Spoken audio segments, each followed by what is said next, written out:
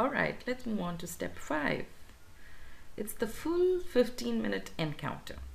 Now, one of the popular questions I get from my students after I've taught them how to go about a case, how to go about systemized history, do a focused physical exam, knowing what to ask for the differential diagnosis, is this.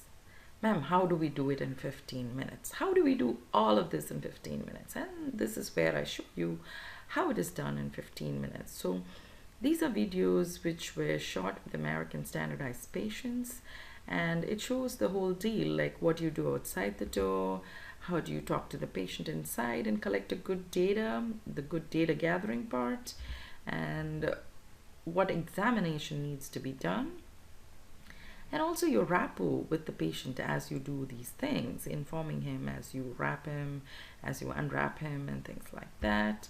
And then the physical examination part, what needs to be done, and also a proper closure, how it is done. So from beginning to end, you see all the stuff that you've learned in step 1, 2, 3, 4, how it comes into play in step 5 from beginning to end. Now, me and a good friend of mine, Dr. Jackson, we both have tried to enact these videos for you so you'll get an idea.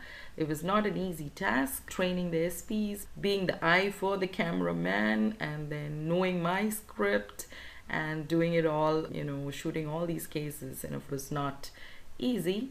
But keeping you guys in mind, I've just done it and I think it's come out really well.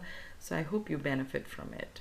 So you will see about 10 cases, full encounters, different systems, and you will see the examination and everything. So it will give you a perspective of how it is done in the real exam. So good luck.